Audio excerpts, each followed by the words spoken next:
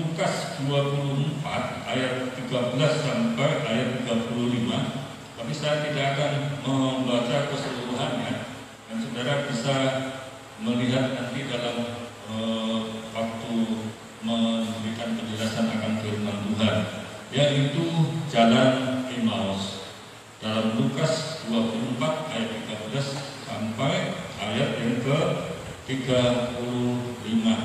Saudaraku sekalian, dalam firman Tuhan ini dikatakan ketika murid-muridnya sedang menghadapi kekalutan, sedang menghadapi kecemasan, semua murid-murid masih bertahan di Yerusalem, tetapi ada dua muridnya yang tidak tahan melihat peristiwa penyaliban Tuhan Yesus, dan dia tidak mengerti akan kebenaran firman Tuhan, sehingga dia memutuskan untuk berjalan menuju Emmaus.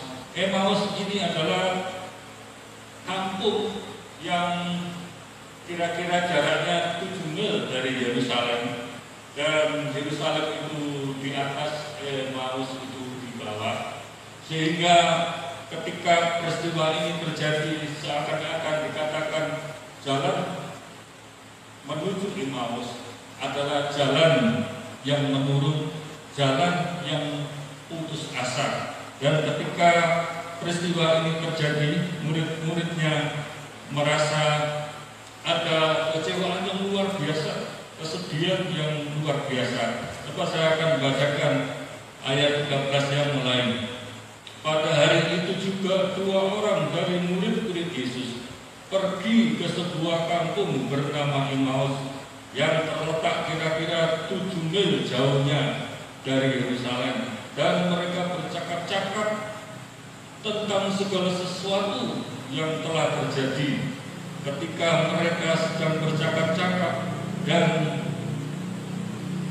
bertukar pikiran, datanglah Yesus sendiri mendekati mereka, lalu berjalan bersama-sama dengan mereka. Tetapi ada sesuatu yang menghalangi mata mereka, sehingga mereka tidak dapat mengenal Dia. Saudaraku sekalian, ketika kedua murid ini, mereka tidak memahami kebenaran firman Tuhan yang sudah diberitakan ketika Yesus masih hidup bersama dia. Dan ketika Yesus disalibkan, bukankah sebelumnya Tuhan mengatakan bahwa kubur atau katakan robohkanlah bangunan ini, dan pada hari yang ketiga aku membangunnya. Dan orang-orang mereka berpikir tentang bangunan Bait Allah yang sudah dibangun bertahun-tahun oleh nenek moyang orang Yahudi.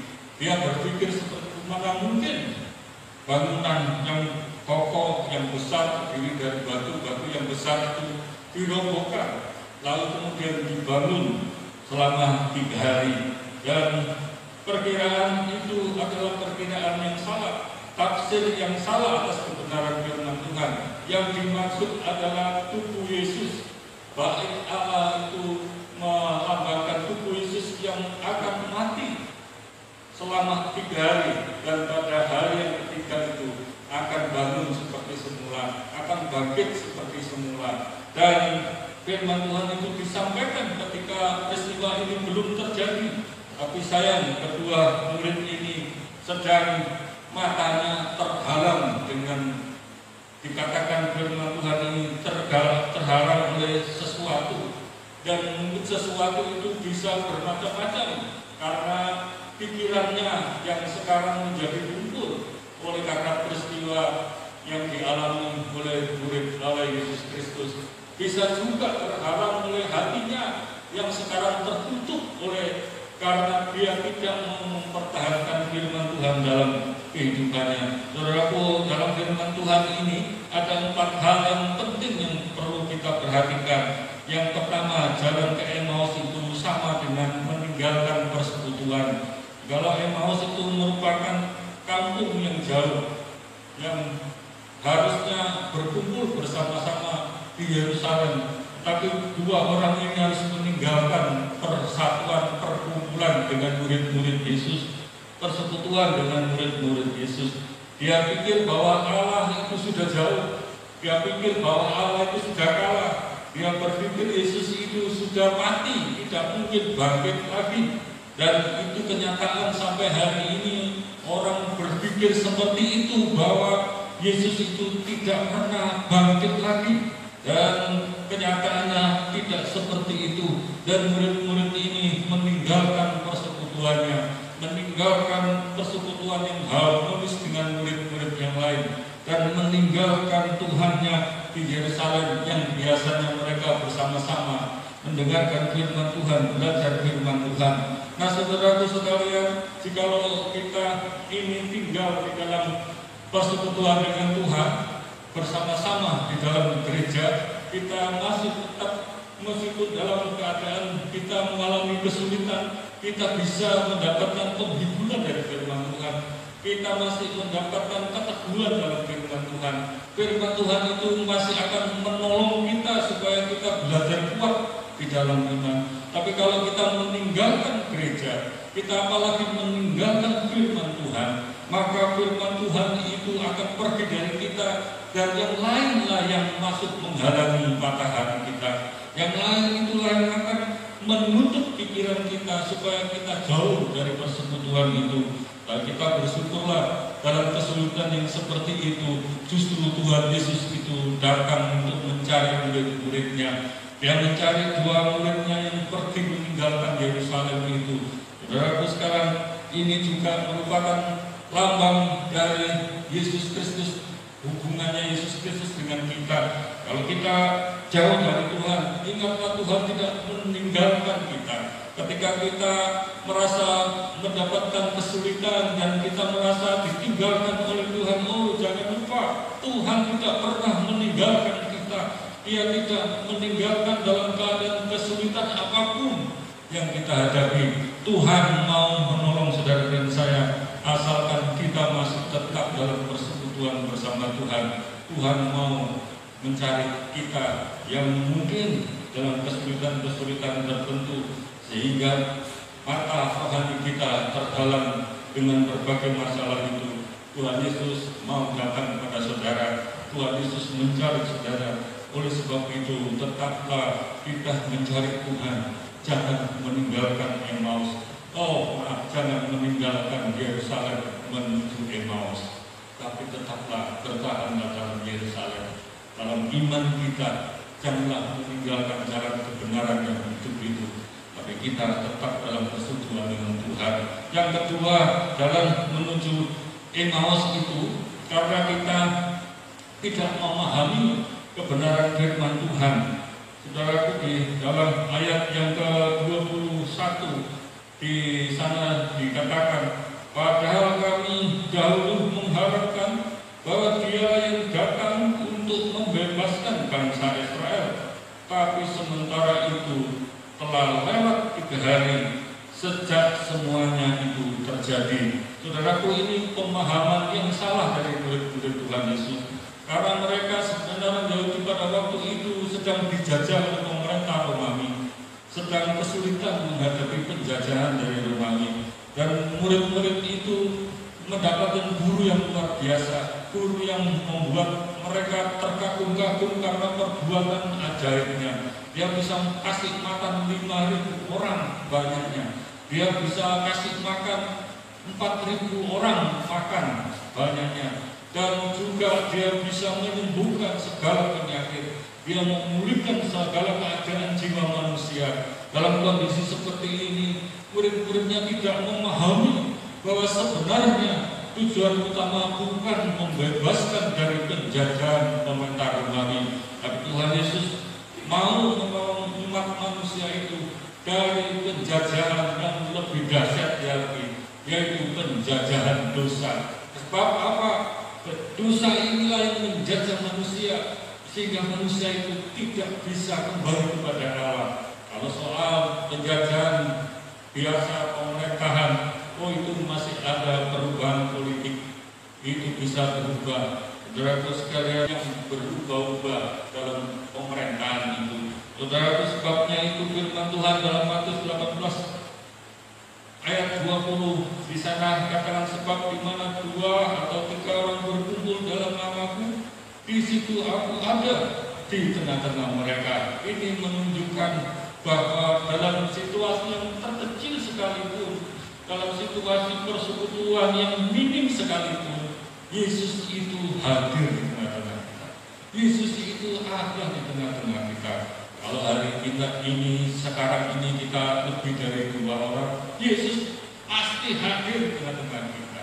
Yesus tetap hadir dalam situasi itu. Oleh sebab itu, marilah kita belajar firman Allah terus-menerus, supaya firman Tuhan itu menolong pikiran kita, menjadi guru bagi kita, sehingga kita semakin hari diubahkan.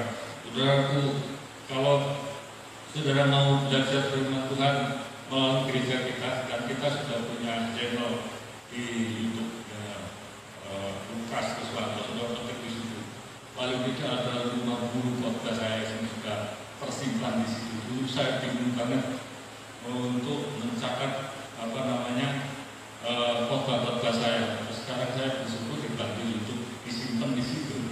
Jadi selama mau membebaskan penjajahan yang lebih dahsyat lagi, yaitu penjajahan dosa yang tidak dapat diselesaikan oleh manusia dengan cara apapun, Yesus dapat menyelesaikannya. Dia mati di Bukit Golgota itu sebagai domba Allah yang disiapkan untuk mengganti semua tradisi adat istiadat itu. Melalui Yesus itu semua dipulihkan seperti sedia kala. Saudaraku, yang ketiga dalam pelajaran firman Tuhan ini, yaitu jalan ke Emmaus, itu membuktikan bahwa Yesus Kristus itu maha hadir di dalam kehidupan kita. Dia maha hadir dalam situasi apapun. Bukan Yesus hadir ketika kita bersukacita, ketika mendapatkan hadiah yang luar biasa, mendapatkan sukacita yang luar biasa, tidak. Tapi Yesus juga hadir ketika kita merasa sendirian dalam dunia ini. Yesus hadir ketika kita merasa persoalan itu menekan-nekan kita, seperti tidak ada jalan yang terbaik yang harus kita lakukan. Yesus itu memberikan jalan yang terbaik. Ketika murid-murid itu merasa sudah semua tidak ada dalam pikiran hatinya, mereka putus asa meninggalkan Yerusalem menuju Emmaus. Di dalam perjalanan itu, mendadak tiba-tiba menurut firman Tuhan itu, Yesus itu ada di dalam persekutuan 2 orang yang melenceng ini. 2 orang ini merasa bagaimana menyelesaikan masalah itu. Yesus itu ada di dalam kehidupannya. Dia ada bersama dengan murid-muridnya yang mengalami kesedihan itu. Yesus ada dan memberitahu murid-muridnya ada sesuatu yang keliru yang dia perbuat, tapi murid-muridnya tidak mengerti bahwa itu adalah Tuhan Yesus. Oleh sebab itu, saudaraku, ini juga merupakan pengajaran bagi kita. Dengan masalah apapun yang kita alami, kecil masalahnya, besar masalahnya, rumit masalahnya, berat masalahnya, masalah apapun yang kita tanggung hari ini, pertama kali carilah Yesus, desaklah Yesus, supaya Yesus itu bersama dengan kita. Ketika kita merasa putus asa, datang kepada Yesus. Yesus itu juga yang akan menolong dan memberkati saudara. Ketika kita menghadapi jalan yang buntu, Tuhan Yesus punya miliaran cara untuk membantu saudara dan saya keluar dari masalah kehidupan kita. Saudaraku, Tuhan Yesus sudah jelas mengatakan bahwa Yesus itu akan menyertai sampai pada akhir zaman ini. Markus 28 ayat 20 itu. Dalam situasi itu, Yesus itu menyertai kita. Seringkali kita lah yang lupa, seringkali kita lah yang acuh tak acuh bahwa merasa Yesus itu meninggalkan kita. Tapi sebenarnya Yesus itu ada di dalam kehidupan kita setiap waktu sampai pada akhir zaman menjemput kita. Yang keempat, jalan ke Emmaus itu menuntut kita supaya kita menanggapi kehadiran Yesus. Dalam Lukas 24 ayat 28 sampai 32 itu menceritakan bagaimana Kristus itu ketika murid-murid berkata-kata, bercakap-cakap itu dengan dia Emmaus. Seakan-akan dia melewati Emmaus, tapi murid-muridnya ini dia mengatakan, ini sudah malam waktunya, mampirlah ke rumahku, tinggallah ke rumahku. Karena apa? Dengan situasi yang seperti itu, ketika Yesus pura-pura ya mau terus jalan, murid-muridnya mendesak supaya jangan meninggalkan dia. Saudaraku, hendaknya kita juga menghadapi masalah itu dengan seperti itu. Jangan biarkan Yesus lewat dalam kehidupan kita. Jangan biarkan Yesus itu berlalu dalam kehidupan kita. Hendaklah tetaplah Yesus itu kita pegang, kita desak supaya dia memberkati kita. Kita desak supaya Yesus itu mau memberkati kita seperti murid itu. Ketika Tuhan Yesus mau tinggal bersama muridnya, justru Tuhan Yesus membalikkan situasinya. Yesus memberikan berkatnya melalui perjamuan. Ketika menerima perjamuan itu, murid Tuhan Yesus itu tak bukalah matanya dan mengerti bahwa itu adalah gurunya. Ketika dia tahu itu guru dan Tuhan yang ada di depannya, mendadak Tuhan Yesus tidak ada di dalam tengah-tengahnya.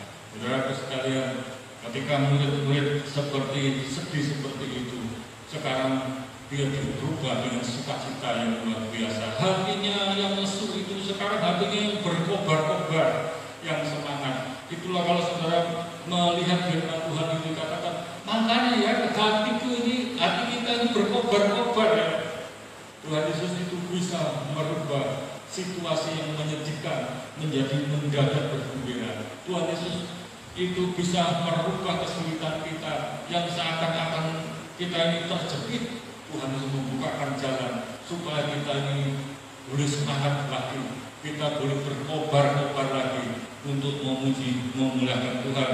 Oleh sebab itu, saudaraku, jangan menuju ke Emmaus, karena Tuhan Yesus itu mau memberkati kita. Janganlah kita pergi ke Emmaus, tapi pergilah ke rumah Tuhan, karena Tuhan mau menolong dan memberkati kita. Hendaklah kita jangan meninggalkan Yerusalem dan menuju Emmaus. Ingatlah, Tuhan Yesus mau akan bersekutu dengan kita bersama-sama, ingin memulihkan keadaan kita, ingin memulihkan situasi yang tidak baik ini menjadi baik.